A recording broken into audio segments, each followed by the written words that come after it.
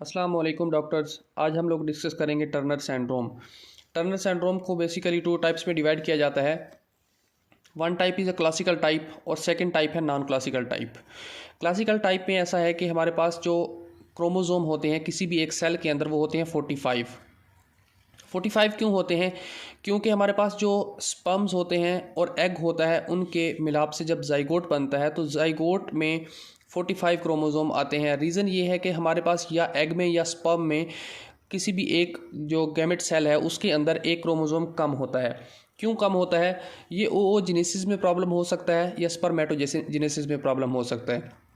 अगर आप इसकी डिटेल देखना चाहते हैं तो मैंने इस वीडियो से पहले साइटोजेनेटिक डिसऑर्डर्स के बारे में एक वीडियो बनाई, इसी प्लेलिस्ट में आपको मिल जाएगी।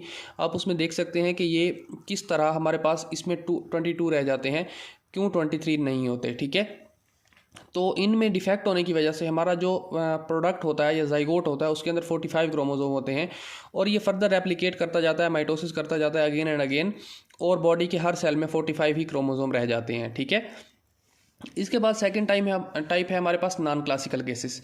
इसमें हमारे पास जो क्लासिकल केसेस है 45 क्रोमोसोम होते हैं, मेन के 46 होने चाहिए थे लेकिन 45 हैं।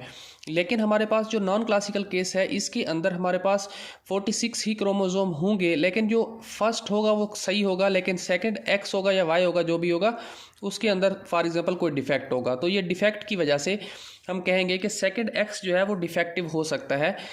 तो इस वजह से this is a non classical case. ऐसा नहीं होगा कि टर्नर सिंड्रोम जब भी आएगा उसके अंदर 45 क्रोमोसोम ही होंगे हर सेल के अंदर, नहीं। कुछ ऐसी कंडीशन होगी जिसमें 46 होंगे लेकिन सेकंड वाला जो एक्स है वो डिफेक्टिव होगा। ठीक है, तो सेकंड वन डिफेक्टिव होने की काजेज़ क्या हो सकती हैं? काजेज़ ये है कि नॉर्मली हमारे पास जो एक एक्स क्रोमोसोम होता है उसका एक पी पार्ट होता है, एक क्यू होता है। मीन की जो टॉप या शॉर्टर एंड होता है उसको पी एंड बोलते हैं और जो लॉन्गर एंड होता है उसको क्यू एंड बोलते हैं। ठीक है, तो हमारे पास जब नॉर्मली ये अब खुद को डिवाइड करता है तो ये ऐसे वर्टिकली डिवाइड करता है, मीन ऐसे डिवाइड होगा, ये साइड एक साइड पे और ये साइड जो दूसरी साइड पे चली जाएगी, इस तरह अलग अलग हो जाएंगी। लेकिन some time by the mutation या बाई इन्वायरमेंटल फैक्टर्स ये जो है यहाँ से ऐसे डिवाइड कर जाता है। तो इस तरह अगर ये डिवाइड करेगा तो इसके डिवाइड करने से एक पार्ट जो है वो एक्स का उसके साथ पी रह जाएगा और एक के साथ एक्स क्यू रह जाएगा। ठीक है, कि मीन के हमारे पास जो सेंट्रोमेयर है इसके साथ दोनों क्यू पार्ट है। हालांकि ऐसा होना चाहिए था कि एक पी पार्ट हो और एक क्यू पार्ट हो, लेकिन दोनों ही क्यू पार्ट है और यहाँ पे दोनों ही पी पार्ट है। ठीक है, तो इस कंडीशन को हम कहते हैं कि आइसोक्रोमोसोम्स, मीन के हमारे पास एक क्रोमोसोम पर उसके क्यू दोनों ही उसके साथ अटैच हैं। ठीक है, तो इसको जो है हमारे पास जो जेनेटिक लैंग्वेज है उसमें ऐसे लिखा जाता है कि 46 क्रोमोसोम टोटल है। First x is normal, second जो है वो हमारे पास आइसोक्रोमोसोम है, किसका? एक्स और क्यू का। ठीक है, क्योंकि क्यू के 2 पार्ट्स जो है एक्स के साथ अटैच है। अगर यहाँ पे हमारे पास ये होता, मीन के ये वाला जो पार्ट है एक्स पी होता, तो हम यहाँ पे लिखते एक्स पी। ठीक है, लेकिन सीन ये है कि यहाँ पे जो 2 पार्ट बन जाते हैं इनमें से एक ने ही सर्वाइव करना होता है। सर्वाइव वो करता है जिसके पास सेंट्रोमेयर होता है। अगर सेंट्रोमेयर क्यू के पास है तो क्यू सर्वाइव करेगा, आगे मूव करेगा, और इसके पास सेंट्रोमेयर नहीं है तो ये डिजेनरेट हो जाएगा। ठीक है, देन हमारे पास इस तरह नॉन क्लासिकल केस में एक और कंडीशन आती है जिसमें हमारा जो क्रोमोसोम होता है उसके जो एंड पार्ट्स होते हैं उनको डिलीट हो जाते हैं किसी भी म्यूटेशन की वजह से या किसी भी इन्वायरमेंटल फैक्टर की वजह से या कोई और रीजंस भी हो सकती हैं। ठीक है, तो इसमें यह है कि हमारे पास जो टॉप है वो डिलीट हो जाएगा। इसकी डिलीशन से क्या होगा कि हमारे पास ये एंड जो है ये इस एंड के साथ अटैच हो जाएगा। ठीक है, यहाँ पे देखें ये सेंट्रोमेयर है, सेंट्रोमेयर में ये जो पार्ट है ये पी पार्ट है और ये क्यू पार्ट है, और ये जहाँ पे यहाँ से लेकर यहाँ पे एक दूसरे के साथ अटैच हो गए हैं, तो इनके अटैच होने से एक रिंग बन जाता है। इस वजह से इसको बोलते हैं रिंग क्रोमोसोम। ठीक है, जेनेटिक लैंग्वेज में इसको ऐसे लिखा जाता है कि 46 जो है हमारे पास टोटल नंबर ऑफ क्रोमोसोम है। First one is normal, second is a ring chromosome which is x. ठीक है, तो इस तरह हम लिख सकते हैं कि 46 x ring chromosome of x. ठीक है, तो ये जेनेटिक लैंग्वेज में इस तरह लिखा जाता है। इसके बाद हम इसकी फीचर्स की तरफ मूव करते हैं कि क्लिनिकल फीचर्स या जनरल फीचर्स क्या हो सकते हैं। लेकिन एक बात पहले बता दूं आपको कि ये हमने जितना भी डिस्कस किया ये सारा का सारा प्री जाइगोटिक ही होता है, कि प्री जाइगोटिक प्रॉब्लम होगा तो उसके बाद आगे हम देखेंगे कि पोस्ट जाइगोटिक में कौन कौन से प्रॉब्लम हो सकते हैं जिनकी वजह से भी हम टर्नर सिंड्रोम के केसेस देखते हैं। ठीक है, जनरल फीचर में सबसे पहले होगा वोब लाइक नेक। ठीक है, जो नेक होगी उसकी स्ट्रक्चर वोब लाइक होगी।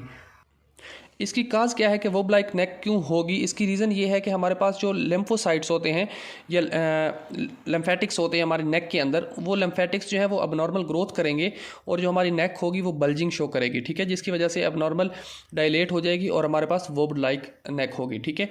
देन है ब्रॉड बेस्ड निपल्स, मीन कि हमारी जो बॉडी होगी, पेशेंट की बॉडी जो होगी, उसकी जो निपल्स होंगी वो बहुत ज़्यादा ब्रॉड होंगी, ठीक है। देन हमारे पास है जेनिटलिया जो है वो इम्प्रॉपर डिवेल्प होंगे, जो जेनेटेलिया हो वो इम्प्रॉपर डेवलपमेंट होंगे, सिंपल है। आगे नेक्स्ट हमारे पास है स्ट्रीक, गुनेड्स एंड ओवरीज। ओवरीज जो है उनकी स्ट्रीक और गुनेड्स होंगे। देन जो है कैरियंग एंगल होगा। कैरियंग एंगल या क्यूबस वेलगस, ये क्या होता है? ये नॉर्मली जो है हमारे पास एल्बो का जो एंगल होता है, लाइक एज हम कहें कि ये एल्बो है, ये एल्बो, तो यहाँ पे जो एक एंगल बनता है इसको बोलते हैं क्यूबस वेलगस या कैरियंग एंगल, ठीक है। ये नॉर्मली जो हमारे पास ह्यूमन बॉडी में फीमेल में होता है ये 14 डिग्री होता है, और जो मेल में होता है ये नॉर्मली 11 डिग्री होता है, ठीक है। लेकिन कंडीशन ये है कि जब हमारे पास ये टर्नर सिंड्रोम होगा तो इसमें ये जो एंगल है ये एबनॉर्मली इंक्रीज कर जाएगा, ठीक है। देन हमारे पास है कार्डिक एनामोलीज हो सकती हैं, मीन के कार्डिक का कोई भी प्रॉब्लम हो सकता है, हमारा जो आयोटा है वो एबनॉर्मल कंट्रैक्शन कर सकता है, ठीक है। देन जो किडनीज है वो हमारी इम्प्रॉपर जो है उनकी डिवेलपमेंट होती है, प्रॉपर डिवेल्प नहीं होती, या सम टाइम ऐसा होता है कि वो होती ही नहीं है अपनी पोजीशन पे। देन हमारे पास जो है इसके अलावा यूट्रस जो है हमारे पास वो एबनॉर्मल हो सकती है कि एबनॉर्मल यूट्रस की डेवलपमेंट हो गई होगी, ठीक है। देन इसके अलावा जो है एक्सटर्नल सेक्स करैक्टरिस्टिक्स जो भी होंगे वो सारे के सारी में भी एब्सेंट हों या एबनॉर्मल हों, मीन के वो प्रॉपरली वर्क नहीं करेंगी। देन लोअर लिम्ब जो है एडिमा हो सकता है कि हमारे पास जो टर्नर सिंड्रोम का केस है उसके लोअर लिम्ब में जो एडिमा होगा, ठीक है। देन हमारे पास है primary amenorrhoea. This is the basic symptom. कोई भी एक पेशेंट जब क्लिनिक में आता है तो उससे अगर वो बोले कि this is a primary amenorrhoea, वो शुड गो फॉर द कैरियोटाइपी। हमें ये चेक करना चाहिए कि क्या इसको टर्नर सिंड्रोम है या नहीं। This is the basic. अगर कुछ भी इनमें से याद नहीं रहा तो this is the important one कि ये सिम्टम ज़रूर याद रहनी चाहिए, ठीक है। देन हमारे पास नेक्स्ट है post zygotic disorder. Post zygotic disorder में ये मेनली इसका ये होता है कि जब हमारे पास एक जाइगोट बन जाता है तो उसके बाद इसमें माइटोसिस होती है। तो माइटोसिस के दौरान जब हमारे पास कोई भी क्रोमोसोम प्रॉपर्ली डिवाइड होने होते हैं तो वो प्रॉपर्ली डिवाइड नहीं होते, ठीक है, या उनमें कोई भी अबनॉर्मलिटी आ जाती है। तो इसकी वजह से लाइक एज इसमें फुल 46 क्रोमोसोम थे और इसमें जो है कम हो गए और इसमें नॉर्मल रह गए। लाइक एज इसमें जो है मैं कहता हूँ कि ये 45X0 हो गया, यहाँ से ऊपर ये शो किया मैंने, और यहाँ पे देखें जो सेकंड पार्ट है इसमें 46XX नॉर्मल है, ठीक है। मीन के कुछ सेल्स जो होंगे बॉडी के वो नॉर्मल होंगे और कुछ जो होंगे वो एबनॉर्मल होंगे। तो ये जो हमारे पास इंक्रीज रिस्क जो है हमारा इंक्रीज कर देता है। इस तरह की कंडीशन जो होती हैं पोस्ट जाइगोटिक जो डिसऑर्डर होता है टर्नर सिंड्रोम में, वो इंक्रीज कर देता है हमारे रिस्क को गुनेड ब्लास्टोमा, ठीक है। जो गुनेड्स का होता है कैंसर सेल्स होती हैं उनके रिस्क को इंक्रीज कर देता है, ठीक है। देन हमारे पास एक हाइपोथेसिस था जिसमें बोलते हैं लाइन हाइपोथेसिस, ठीक है। लाइन हाइपोथेसिस क्या था? ये बाद में फॉल्स साबित हुआ, मेन के इसको गलत साबित किया गया। रीज़न ये है कि लाइन हाइपोथेसिस ये कह रहा था कि हमारी जो फीमेल्स होती हैं उनको सिर्फ और सिर्फ एक ही एक्स की ज़रूरत होती है। नॉर्मली हमारी जो फीमेल बॉडी होती है उसके अंदर XX2 क्रोमोसोम होते हैं, ठीक है।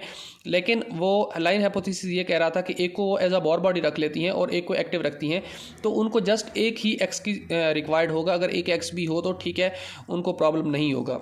अगर ऐसा ये लाइन हाइपोथेसिस ठीक था तो इसके मुताबिक अगर 45 क्रोमोसोम है, एक्स एक नॉर्मल है, तो सेकंड तो वैसे ही बॉर बॉडी होनी चाहिए, तो उसके हिसाब से जो फीमेल है उनको नॉर्मल होना चाहिए। लेकिन ये हाइपोथेसिस बिल्कुल गलत था।